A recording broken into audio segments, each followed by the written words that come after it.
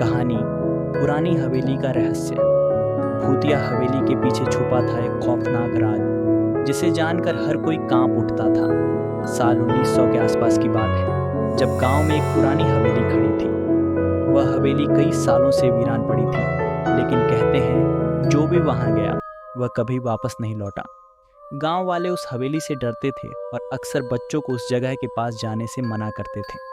अलीगढ़ गांव के कुछ युवक जो बहादुर थे, यह सोचना शुरू कर चुके थे कि आखिर इस हवेली में ऐसा क्या है जो सब डरते हैं। एक रात जब चांद अपनी पूरी रोशनी में था, चार दोस्त राहुल, अरविंद, पंकज और समीर निश्चय करते हैं कि वे इस रहस्यमयी हवेली की सच्चाई जानने के लिए वहां जाएंगे।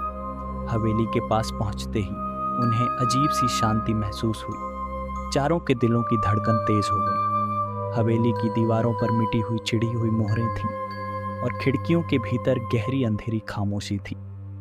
हवेली के दरवाजे में एक पुराना ताला लटका हुआ था, लेकिन अजीब बात यह थी कि ताला भीतर से बंद नहीं था। समीर ने उस ताले को खोल दिया और जैसे ही दरवाज़ा खुला, एक सर्द हवा का झोंका उनके चेहरे से टकराया। क्या यह हवा जिंदा है? राहुल ने डरते हुए कहा। यह बस पुरानी हवेली का असर है, अरविंद ने दिलासा दिया। चारों अंदर घुसे। हवेली के अंदर का माहौल और भी डरावना था। दीवारों से सीलन की गंध आ रही थी और फर्श पर धूल की मोटी परत जम गई थी। अचानक एक बहुत हल्की आवाज़ आई, जैसे किसी ने जोर से चूड़ियाँ खनकाई हो। क्या तुमने सुना? पंकज ने कांपते हुए पूछा। शायद हवा की आवाज़ होगी, समीर ने कहा, लेकिन उसका स्वर भी कांप रहा था। वे हवेली के अंदर गहरे में गए।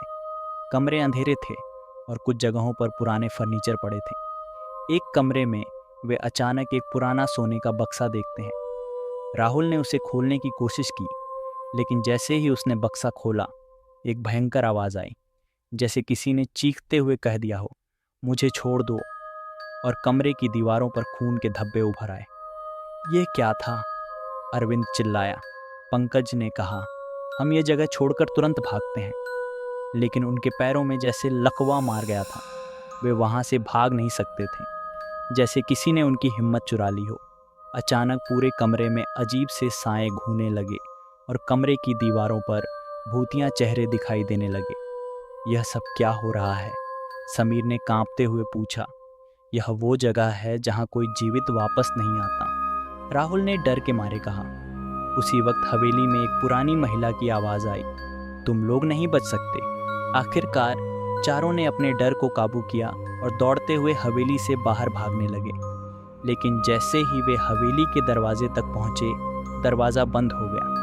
अंदर से कोई उन्हें रोकने की कोशिश कर रहा था और बाहर निकलने का कोई रास्ता नहीं था। उसी समय हवेली का एक पुराना दरवाज़ा अपने आप खुला और चारों को एक अंधेरे गलियारे में खींच लिया गया। यहाँ पर हर जगह पुराने कपड़े, बक्से और कुछ पुरानी तस्वीरें पड़ी थीं। एक तस्वीर में एक महिला और एक बच्चा खड़े थे, लेकिन उनकी आंखें नफरत और गुस्से से भरी हुई थीं। अचानक उस तस्वीर से एक हाथ बाहर निकला और चारों को खींचने लगा। हम मरने जा रहे हैं, अरविंद ने चीखते हुए कहा। नहीं, हमें बाहर निकलना होगा, राहुल ने घबराहट में कहा। अचानक समीर ने एक पुराने दरवाजे को खोला और वे सभी बाहर भागने में सफल हो गए। लेकिन जब वे बाहर पहुंचे तो उनकी आंखें चौंक गईं। सामने पूरी हवेली गायब थी। वहां सिर्फ धुंध और अंधेरा था। क्या हुआ था यहाँ? पंकज ने आश्चर्य से पूछा। ये कोई आम हवेली नहीं थी, राहुल ने कहा। ये एक पुराने राज से जुड़ी हुई थी। जो लोग उस हवेली में गए, वे हमेशा के लिए उस अंधेरे में खो गए।